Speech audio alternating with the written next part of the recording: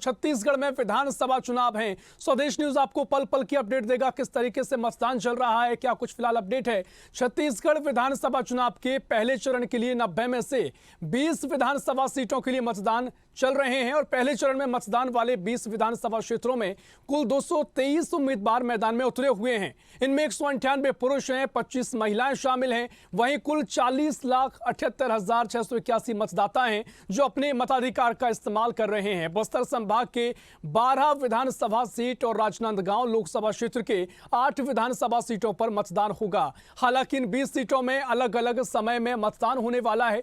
इसके अनुसार 10 विधानसभा सीटों में मतदाताओं को मतदान के लिए 9 घंटे मिलेगा और वहीं बाकी की जो 10 सीटें हैं उनमें 8 घंटे का समय मिलेगा, यानी 1 घंटे कम समय यहां पर मिलेगा। उसकी अलग एक व्यवस्था है, अलग एक आधार है। और 10 विधानसभा सीटों में से सुबह 7 बजे दोपहर 3 बजे तक मतदान होगा। बाकी जो 10 सीटें हैं उनमें 8 बजे से लेकर शाम 5 बजे तक मतदान होगा। पहले चरण की बात करें तो 7 नवंबर यानी आज पंडरिया, कवर्धा, खैरागढ़, डोंगरगढ़, राजनांदगांव, डोंगरगांव, खुज्जी, बस्तर, जगदलपुर और चित्रकोट विधानसभा क्षेत्रों में सुबह 8 बजे से शाम 5 बजे तक मतदान चल रहा है।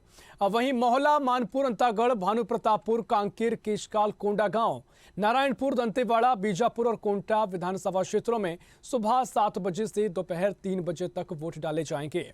पहले चरण में मतदान वाले 20 विधानसभा क्षेत्रों में कुल 223 उम्मीदवार मैदान में हैं और पहले चरण में राज्य के कुल 40,78,681 मतदाता अपने मताधिकार का इस्तेमाल करेंगे। इनमें 19,93,937 पुरुष हैं, वहीं 20,84,675 महिला मतदाता हैं। 69 तृतीय लिंग मतदाता शामिल हैं। पहले चरण में कुल 5,304 मतदान केंद्रों में वोट डाले जाएंगे। इन 20 विधानसभा सीटों की बात करें तो पहले चरण के मतदान में कई दिग्गजों की साख दांव पर लगी है। दिग्गज उम्मीदवारों में भारतीय जनता पार्टी से पूर्व सीएम डॉक्टर रमन सिंह बड़ा नाम है। उनकी कैबिनेट में रह चुके 5 मंत्री भी शामिल हैं, जबकि कांग्रेस से भूपेश बघेल के 3 मंत्री यानी भूपेश सरकार के 3 मंत्री हैं, एक सांसद हैं और कांग्रेस के प्रदेश अध्यक्ष दीपक बैज और मौजूदा विधायकों की किस्मत 7 नवंबर को लिखी जाएगी। राजनांदगांव विधानसभा बेहद अहम है क्योंकि ये सीट पूर्व मुख्यमंत्री डॉक्टर रमन सिंह का गढ़ मानी जाती है। साल 2008 से 2018 तक वे इसी सीट से चुनाव लड़े और जीते भी। इस साल भी रमन सिंह को राजनांदगांव विधानसभा सीट से चुनावी मैदान में उतारा गया है। बता दें कि रमन सिंह को टक्कर देने के लिए कांग्रेस ने पार्टी के वरिष्ठ नेता गिरीश देवांगन यहां से खड़ा किया है और कोंटा विधानसभा पर 24 साल से लगातार कांग्रेस पार्टी का कब्जा है और इस बार भी कांग्रेस ने कोंटा सीट से लगातार 5 बार विधायक रहे छत्तीसगढ़ सरकार में मंत्री कवासी लखमा को ही मैदान में उतारा है। अपडेट आपको दे रहे हैं जहां लगातार छत्तीसगढ़ में विधानसभा चुनाव चल रहे हैं। सुबह से ही मतदाता अपने मत का प्रयोग करने पहुंच रहे हैं।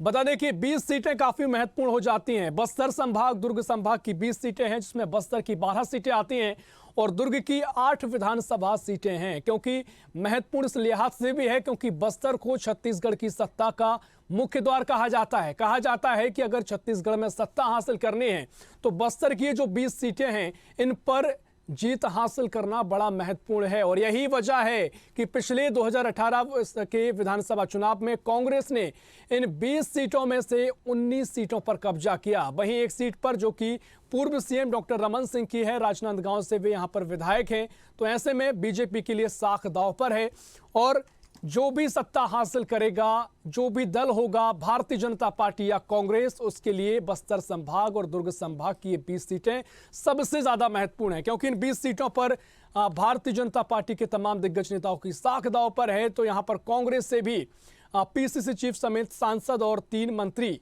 जो कि वर्तमान सरकार में हैं, उनकी साख भी यहां पर दांव पर है। मोहन मरकाम बड़ा नाम है, कवासी लखमा बड़ा नाम है और भी जो तमाम नेता हैं वो यहां पर साख उनकी दांव पर लगी हुई है। तो काफी महत्वपूर्ण ये 20 सीटें हैं। बस्तर संभाग की 12 हैं और साथ ही जो दुर्ग संभाग की 8 सीटें हैं और इसी पर अपडेट देंगे और चर्चा को आगे बढ़ाएंगे। सीधा रायपुर से हमारे सहयोगी शशिकांत साहू हमारे साथ लाइव जुड़ गए हैं। शशिकांत, बस्तर और दुर्ग संभाग की इन 20 सीटों पर चुनाव चल रहा है और जैसा कि हमने खबर सुनी कि 10 सीटों पर 7 बजे से लेकर 3 बजे तक मतदान चल रहा है और साथ ही जो अगली 10 सीटें हैं 8 बजे से शाम 5 तक मतदान होगा।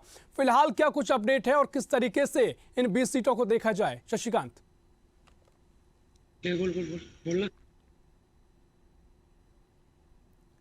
शशिकांत, आवाज सुन पा रहे हैं?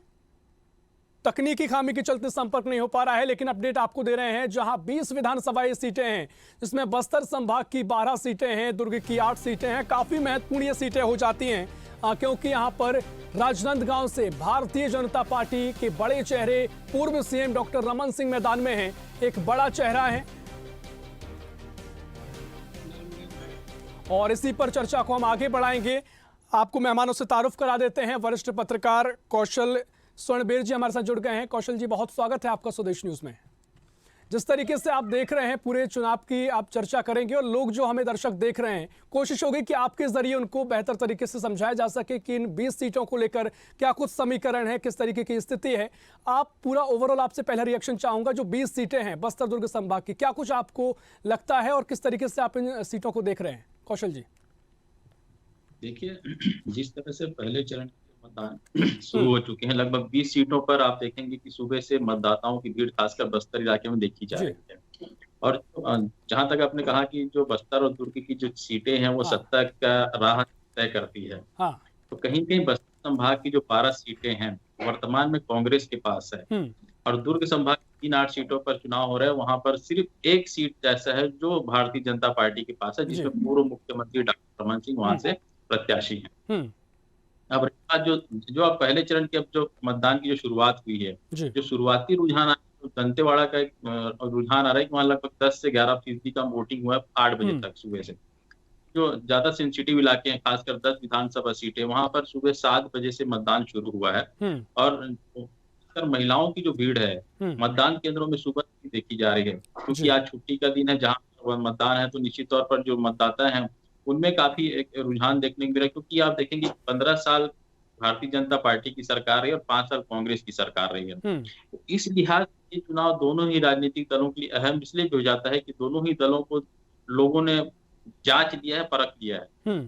अब इस तरह की बातें हुई कि हम दावे किए गए कांग्रेस की ओर से, भारतीय जनता पार्टी की ओर से, कि हम पहले बेहतर परफॉर्मेंस करेंगे, तो मुझे ऐसा लगता है कि जिस तरह के जो दावे हुए थे कांग्रेस की ओर से, पर कांग्रेस के पास 19 विधानसभा सीटें हैं, तो मुझे ऐसा लगता है कि कुछ सीटों पर घट बढ़ की संभावना हो सकती है। क्योंकि जब आप विपक्ष होते हैं तो चुनाव लड़ना काफी आसान हो जाता है, क्योंकि सरकार के खिलाफ एंटी इनकम बेसी जैसी चीजें होती है। आप कितना भी बढ़िया काम करें, लोगों में नाराजगी रहती है। तो जिस तरह हम देख जो कैलकुलेशन सामने निकल कर आ रहा है, उसमें यही समझ में आ रहा है कि कुछ सीटों पर घटबढ़ हो सकता है। लेकिन कांग्रेस ने जिस तरह अपने वादे किए, आप देखेंगे कि घोषणा पत्र जारी करने के पहले कांग्रेस ने अपने 17 पॉइंट ऐसे थे जो बड़े बड़े जो लोगों को आकर्षित करने वाले थे, जिसमें महिलाओं से बातें थी, युवाओं की बातें थी, रोजगार की बातें थी, उसको उन्होंने अपने चुनावी सभाओं में लोगों के बीच पहुंचा दिया था। तो जो 20 मुद्दे जो जारी किए, जो 20 पॉइंट का घोषणा पत्र कांग्रेस ने जारी किया है, ये 17 पॉइंट लोगों तक पहले ही पहुंचाए जा चुके थे। वहीं भारतीय जनता पार्टी के यदि आप करें तो भारतीय जनता पार्टी घोषणा पत्र में बिल्कुल लोक लुभावन वादे किए हैं, लेकिन मुझे ऐसा लगता है कि उन्होंने इस घोषणा पत्र को लाने में काफी देरी कर दी। और घोषणा पत्र आने के बाद ही ये पता चला कि भारतीय जनता पार्टी यहाँ की सरकार जो बनने जाएगी, ये तो जनता के लिए वो क्या। तो मुझे ऐसा लगता है कि बीजेपी इसमें कहीं कहीं थोड़ी पीछे रह गई, कि लोगों के बीच अपनी बात पहुंचाने के लिए, कि जो बात लोगों को पहले बता देनी चाहिए कि हम सरकार में 15 साल थे, 5 साल अभी नहीं है, यदि 5 साल आएंगे तो हम आपके लिए ये करेंगे। मुझे ऐसा लगता है कि बीजेपी के जो लोग हैं, जनप्रतिनिधि जो उनके विधायक के जो प्रत्याशी थे, वो भी ये बता नहीं पा रहे थे कि वो जनता के बीच जाएं तो क्या बताएं कि हम उनके लिए क्या करेंगे। निश्चित तौर पर भारतीय जनता पार्टी ने 56 पेजों का घोषणा पत्र जारी किया है, जिसमें बस्तर के लिए अलग, सरगुजा के लिए अलग, और जो मैदानी इलाके उनके लिए अलग अलग बातें कही है।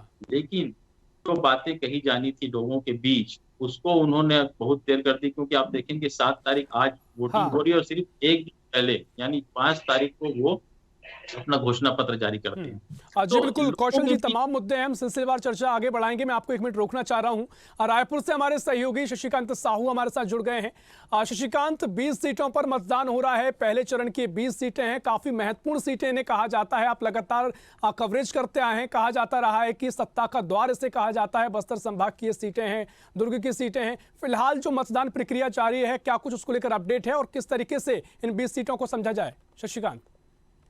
बिल्कुल, ऋषभ आपने सही कहा कि प्रदेश की बात की जाए तो प्रदेश में जो सत्ता की चाबी है वो बस्तर संभाग से होकर ही हाँ। जाती है। बस्तर संभाग में जो राजनीतिक दल है वो ज़्यादा से ज़्यादा सीट लाता है, कहीं न कहीं वो सत्ता में काबिज होते हैं। हम्म। आज जो है प्रथम चरण का मतदान छत्तीसगढ़ में हो रहा है। प्रथम चरण के मतदान में जी। बस्तर समेत जो है 20 सीटों में जो है चुनाव हो रहे हैं। हम्म। लोकतंत्र के महापर्व में लोगों का उत्साह देखने को मिल रहा है। लोग काफ़ी जो है बढ़ चढ़कर जो है मतदान में हिस्सा ले रहे हैं। चूँकि निर्वाचन आयोग ने भी जो है आज जिन क्षेत्रों में मतदान हो रहा है वहाँ जो है अवकाश भी घोषित किए गए हैं। ऐसे में जो है मतदाताओं का हुजूम भी जो है जो मतदान केंद्र है वहाँ देखने को मिल रहा है। मतदान केंद्र चूंकि बस्तर संभाग की 12 सीट, इसके अलावा राजनांदगांव समेत कवर्धा पंडरिया समेत जो 8 विधानसभा यहाँ से है जहाँ मतदान की प्रक्रिया जारी है।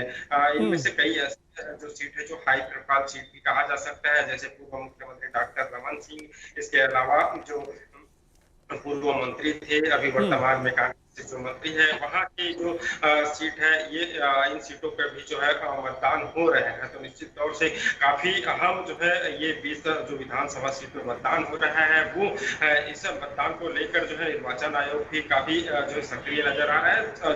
चप्पे चप्पे पर जो है जवानों की तैनाती भी की गई है। इसके अलावा 10 ऐसे मतदान केंद्र बनाए गए हैं जहाँ सर सुबह 7 बजे से 3 बजे तक जो है मतदान होंगे। वही 10 ऐसे मतदान केंद्र हैं जहाँ 8 बजे से 5 बजे तक जो है मतदान होंगे। तो निश्चित तौर से मतदानों इसके अलावा 5000 से ऐसे मतदान ज्यादा जो मतदान केंद्र है जहां पर मतदान की प्रक्रिया अभी जारी है। हालांकि जो है हाँ। बिल्कुल शशिकांत, मतदान लगातार जारी है, लोग मतदान केंद्रों पर पहुंच रहे हैं, लेकिन सुकमा से जो खबर सामने आई है जहां पर आईईडी ब्लास्ट हुआ है उसको लेकर क्या अपडेट है? क्या उससे किसी तरह के चुनाव प्रभावित हो सकते हैं या फिर प्रशासन अलर्ट है और लोग लगातार जागरूक हैं? किस तरीके से वहां अपडेट है? देखो देखिए, हम बात कर रहे हैं नक्सल क्षेत्र है जहां मतदान होता है वो नक्सल क्षेत्र है, अति संवेदन क्षेत्र भी आता है। तो ऐसे में जो है जो निर्वाचन आयोग है पूरी तरह से सतर्क है, जवानों की चप्पे चप्पे पर तैनाती की गई है। इसके अलावा न केवल मतदान जो निर्वाचन आयोग और जवान बल्कि लोग भी कहीं न कहीं जो इन क्षेत्रों में सतर्क काफी नजर आ रहा है। चूंकि हालांकि जो चुनाव है उनको जो है बाधित करने के लिए नक्सलियों ने आईआईटी है वो प्लान किया था, जिसके कारण जो है जी बिल्कुल, प्रशासन यहाँ पर पूरी तरीके से अलर्ट है। शशिकांत, आप बने रहिए हमारे साथ, आगे आपसे और भी चर्चा करेंगे और भी जानकारी आपसे महत्वपूर्ण जो रहेगी वो लेंगे। लेकिन सीधा कौशल जी हमारे साथ जुड़े हुए हैं, उनसे चर्चा करेंगे। कौशल जी, जिस तरीके से आप पूरी इन 20 सीटों का गणित बता रहे थे, लेकिन मैं सिलसिलेवार तरीके से चाहूंगा जो हाई प्रोफाइल सीट है उन पर चर्चा करें और जो दर्शक हैं लोग बेहतर तरीके से समझ सकें क्या कुछ इनका गणित कहता है। जिस तरीके से राजनांदगांव का पहले हम जिक्र करेंगे, पूर्व सीएम डॉक्टर रमन सिंह यहाँ से बीजेपी के प्रत्याशी हैं और पूरी साख बीजेपी के यहाँ पर दांव पर लगी है। इस सीट का क्या कुछ सियासी गणित कहता है और क्या कुछ मायने इसके निकाले जाएं? कौशल जी। देखिए, निश्चित तौर पर ऋषभ की राजनांदगांव सबसे हाई प्रोफाइल सीट इसलिए मानी जाती है कि वहां पर पूर्व मुख्यमंत्री डॉक्टर रमन सिंह चुनावी मैदान में और दूसरी ओर जो मुख्यमंत्री भूपेश बघेल के सबसे करीबी जिनको माना जाता है पिछले 5 साल पिछले 10 साल से जो था, मतलब उनके करीबी के रूप में गिरीश देवांगन, वो कांग्रेस के प्रत्याशी। उसके अलावा बात तो वहां पर 19 प्रत्याशी मैदान है इन दोनों प्रत्याशियों के अलावा। तो कहीं कहीं मुझे तो लगता है कि जो जिस तरह गिरीश देवांगन को वहां मैदान में उतारा गया है तो कहीं कहीं ये भारतीय जनता पार्टी पर दबाव, मनोवैज्ञानिक दबाव डालने के लिए भूपेश बघेल जी ने अपने जो सबसे खास व्यक्ति है उनको वहां से टिकट दी है। और जिस तरह हम देखेंगे शुरू में नाराजगी जरूर थी कि गिरीश देवांगन को वहां से टिकट दिया गया है, लेकिन जब उनको उन तक पहुंच कर कहा गया कि जो बातें हैं वो तो हम मिल बैठकर सुलझा लेंगे, तो जितने भी नाराज है जो टिकट के दावेदार थे कांग्रेस की ओर से, वो सभी लगभग देखेंगे कि कांग्रेस के पक्ष में प्रचार करते दिखे। और जिस तरह की बातें हैं, पिछले विधानसभा चुनाव की बात करें तो लगभग 78% वहां पर मतदान हुआ था। तो वोटों परसेंटेज जो है वो काफी अधिक है, तो इससे माना जा सकता है कि इस बार वोटों का प्रतिशत भी लगभग 70-75 के आसपास वहां जा सकता है। लेकिन इस तरह रमन सिंह पिछले 15 साल तक सरकार में रहे और मुख्यमंत्री के रूप में रहे और 5 साल उनको नकार दिया गया। इसी देखते हुए कांग्रेस इस बार जो मैदान में उतारी है गिरीश देवांगन को, तो कहीं न कहीं मुझे ऐसा लगता है कि वहां पे नेट टू नेट एक मुकाबला देखने को मिल सकता है। और इसलिए मुख्यमंत्री जो रमन सिंह, पूर्व मुख्यमंत्री जो रमन सिंह थे, वो लगातार अपने क्षेत्र में प्रचार में रहे और जितने बड़े नेता, तमाम बड़े नेता थे, उनका भी वहां पर आप देखेंगे सभाएं कराई गई। इसीलिए राहुल गांधी की वहां पर बिल्कुल कांग्रेस ने कौशल ये जी, देखिए तमाम दिग्गज नेता यहाँ पर पहुंचे हैं, तमाम यहाँ पर मुद्दे हो सकते हैं, लेकिन जिस तरीके से आपने जिक्र किया कि 20 से ज्यादा प्रत्याशी कुल ये सीट पर प्रत्याशी उतरे हुए हैं, चुनावी मैदान में हैं, तो ये लड़ाई कितनी ज्यादा और भी ज्यादा बड़ी हो जाती है, क्योंकि पूरे संभावनाएं हो सकती हैं कि जो वोट हैं वो दोनों ही दलों के कट सकते हैं और एक जो कांटे की टक्कर नेट टू नेट फाइट देखने को मिल सकती है। तो रमन सिंह को लेकर अगर देखा जाए तो क्या स्थिति फिलहाल दिखाई देती है कौशल जी? क्या मजबूत स्थिति में है या गिरीश देवांगन बड़ा नाम है? किस तरीके से लड़ाई आगे देखने को मिल सकती है? देखिए, रमन सिंह जी 3 बार के मुख्यमंत्री रह चुके हैं। उनके सामने यदि गिरीश देवांगन की बात करें तो बिल्कुल नए प्रत्याशी हैं, पहला विधानसभा चुनाव है उनका। तो इस लिहाज से, अब राजनीतिक लिहाज से देखें तो रमन सिंह का जो चेहरा है वो काफी मजबूत स्थिति में है वहां पर, क्योंकि उनके साथ एक सौम्य जो चेहरा है वो भी जुड़ा हुआ है।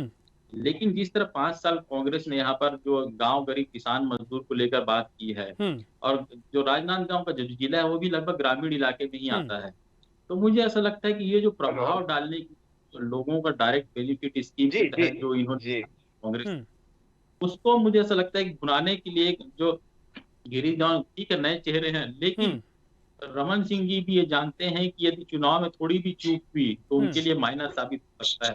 लेकिन यदि आप देखेंगे और पार्टी के प्रत्याशियों के हिसाब से देखेंगे तो मुझे ऐसा लगता है कि रमन सिंह जी निश्चित तौर पर गिरीश देवांगन के पर थोड़े से भारी जरूर है, क्योंकि आप देखेंगे वो पुराने चेहरे हैं, राष्ट्रीय उपाध्यक्ष हैं, 3 बार के मुख्यमंत्री हैं। उन्होंने अपने चाउर वाले बाबा के नाम से जो प्रसिद्धि पाई थी उसको की कोशिश की, और तो जो तमाम बड़े नेता उनके प्रचार में भी गए। आप देखेंगे कि जब 3 दिन पहले जब डोंगरगढ़ आए थे प्रधानमंत्री नरेंद्र मोदी, तो उनके साथ सिर्फ रमन सिंह जी, तो कहीं न कहीं रमन सिंह का जो कद है भारतीय जनता पार्टी में बिल्कुल कम नहीं हुआ है। केंद्रीय नेतृत्व भी उनको लगातार दे रहा है। तो इस लिहाज से अब सीटों की गणित के हिसाब से राजनाथ, मुझे ऐसा लगता है कि गिरीश देवांगन की तुलना में जो रमन सिंह जी हैं वो ज्यादा मजबूत प्रत्याशी हैं।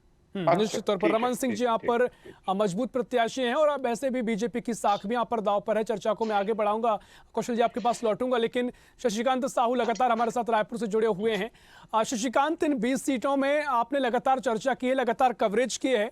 जिस तरीके से 20 सीटें हैं, नक्सलवादी क्षेत्र यहाँ पर बहुत ज़्यादा कहें कि नक्सलवाद यहाँ पर देखा जाता है, और लगातार हमने देखा कि कई नक्सलियों ने यहाँ पर इससे पहले पोस्टर चस्पा किए, कई तरह की धमकियां दी गई कि चुनाव का बहिष्कार किया जाएगा, लोगों को यहाँ पर बोला गया कि चुनाव का बहिष्कार करें। तो फिलहाल जो तमाम तरीके से नक्सलियों ने तमाम प्रयास किए हैं पोस्टर चस्पा कर, तो फिलहाल क्या स्थिति दिखाई देती है?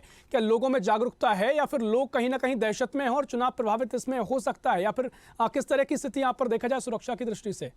शशिकांत। तो है अच्छे तो शशिकांत से तकनीकी संपर्क हमारे यहाँ पे नहीं हो पा रहा है, लेकिन वरिष्ठ पत्रकार कौशल जी हमारे साथ लगातार जुड़े हुए हैं। कौशल जी, जिस तरीके से तमाम और भी मंत्री हैं कांग्रेस के जो वर्तमान सरकार में हैं, उन तमाम सीटों को अगर जिक्र करें, क्योंकि समय हमारे पास कम है, लेकिन मैं ओवरऑल आपसे रिएक्शन चाह रहा हूं कि जिस तरीके से तमाम जो मंत्री हैं, कांग्रेस के 3 मंत्री उतरे हुए हैं, बीजेपी के रमन सिंह हैं, उनके बेटे अभिषेक सिंह यहाँ पर उतरे हुए हैं, और उनके अलावा भी साथी जो कांग्रेस से सांसद हैं और पीसीसी चीफ हैं वो भी यहाँ पर यहीं से उनकी सीट आती है। तो किस तरीके से देखा जाए कितना महत्वपूर्ण ये पूरे 20 सीटों का ये चुनाव हो जाता है? देखिए, निश्चित तौर पर काफी हाई प्रोफाइल सीटें हैं, और इसमें आप देखेंगे प्रदेश अध्यक्ष दीपक बैज, मंत्री कवासी लखमा, मंत्री मोहन मरकाम, मंत्री मोहम्मद अकबर, जो विधानसभा अध्यक्ष संतराम नेताम, तो ऐसे कई बड़े दिग्गज चेहरे हैं जो इस बार चुनावी मैदान में हैं। तो मुझे ऐसा लगता है कि जो 20 सीटों की जहां तक आपने बात की, वो काफी हाई प्रोफाइल जो सीटें हैं, क्योंकि पूर्व पीसीसी चीफ का भी चुनाव है, वर्तमान पीसीसी चीफ का भी चुनाव है। और आप देखेंगे कौशल जी, मैं आपको 1 मिनट रोकना चाह रहा हूँ। वरिष्ठ पत्रकार अनिल द्विवेदी जी हमारे साथ जुड़ गए हैं। अनिल जी, बहुत स्वागत है आपका। जिस तरीके से 20 सीटों का जिक्र काफी महत्वपूर्ण हो जाता है, 20 सीटों पर विधानसभा चुनाव चल रहे हैं और पहला चरण है, किस तरीके से आप क्या कुछ कहेंगे, किस तरीके से समीकरण यहाँ दिखाई देते हैं, और क्या रिएक्शन आपका इन पूरी सीटों को लेकर? देखिए, पहले चरण में जो चुनाव हो रहे हैं वो बस्तर और राजनांदगांव जिले की सीटों पर हो रहे हैं। 20 सीटों पर प्रत्याशियों की किस्मत दांव पर है।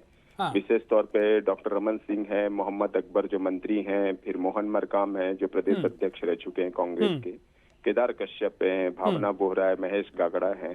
तो ऐसे लोग चुनाव में किस्मत आजमा रहे हैं। 25,000 पोलिंग एजेंट बनाए गए हैं पूरे इस पहले चरण के चुनाव के लिए और 60,000 से ज्यादा सुरक्षा कर्मी हैं। और ये बात इसलिए महत्वपूर्ण है क्योंकि बस्तर जैसे संवेदनशील और खतरनाक इलाके में ये चुनाव हो रहे हैं, जहां नक्सलवाद चरम पर है, नक्सली घटनाएं जो पे हो रही हैं, राजनीतिक कार्यकर्ताओं की हत्याएं हुई हैं। तो और अकबर और ये जो नक्सली हैं, इन्होंने बंद करके भी ये बता दिया था कि हम चुनाव नहीं होने देना चाहते। लेकिन ये लोकतंत्र है और ऐसी जो समाज विरोधी ताकतें वो हमेशा खारिज होती रही हैं। ये चुनाव 20 साल में ये चुनाव दिखाया है बस्तर ने कि वो ऐसी ताकतों को बर्दाश्त नहीं करते हैं। बहरहाल जहां तक बात है सारे समीकरण की, अभी जो 20 सीटें थी इनमें से 19 सीटें अभी कांग्रेस के पास हैं, यानी बीजेपी के पास सिर्फ 1 सीट है। इसलिए बीजेपी इसमें ज्यादा मेहनत कर रही है ताकि वो सेंध लगा सके। खासतौर पे बस्तर की जो 12 सीटें, उन सीटों पर अभी उसके पास बिल्कुल एक भी सीट नहीं है, तो वो चाहेगी कि कम से कम 6 से 7 सीटें हासिल की जा सकें। और इसी तरह कांग्रेस भी फाइट कर रही है। कांग्रेस सत्ता में है और उनका अपना जनाधार है, मुख्यमंत्री भूपेश बघेल का एक नेतृत्व है जो लोगों को पसंद आया है। और इसके बजाय बीजेपी में इस बात की थोड़ा कमी है कि नेतृत्व किस तरह भूपेश बघेल जी के सामने लाया जाए। एक बात और है कि जो कुछ सीटें ऐसी हैं जहां बीजेपी को भेजना बड़ा मुश्किल हो रहा है। बिल्कुल अनिल जी, यहाँ पर तमाम मुद्दे हैं और नेट टू नेट फाइट भी हमें कई जगह देखने को मिली है, लेकिन समय हमारे पास बहुत कम है। फिलहाल बहुत शुक्रिया करना चाहूंगा आप दोनों मेहमानों का इस चर्चा में शामिल होने के लिए, तमाम आपके अनुभव साझा करने के लिए, समीकरण की क्या स्थिति है बताने के लिए। तो छत्तीसगढ़ की इन 20 सीटों पर विधानसभा चुनाव हो रहे हैं। पहले चरण में 20 सीट काफी महत्वपूर्ण है। बस्तर संभाग की 12 सीटें हैं और दुर्ग की 8 सीटें हैं, जो कि ये तय करती हैं कि छत्तीसगढ़ में किसकी सत्ता होगी। फिलहाल के लिए इतना ही। देश प्रदेश की और भी खबरों के लिए देखते रहिए स्वदेश न्यूज, सबसे पहले देश। ऐसी ही खबरों के लिए हमें लाइक करें, शेयर करें, फॉलो करें और यूट्यूब पर सब्सक्राइब करें और बेल आइकन दबाना ना भूलें। साथ ही ताजा अपडेट्स के लिए हमारी वेबसाइट स्वदेशलाइव.com पर जरूर जाएं।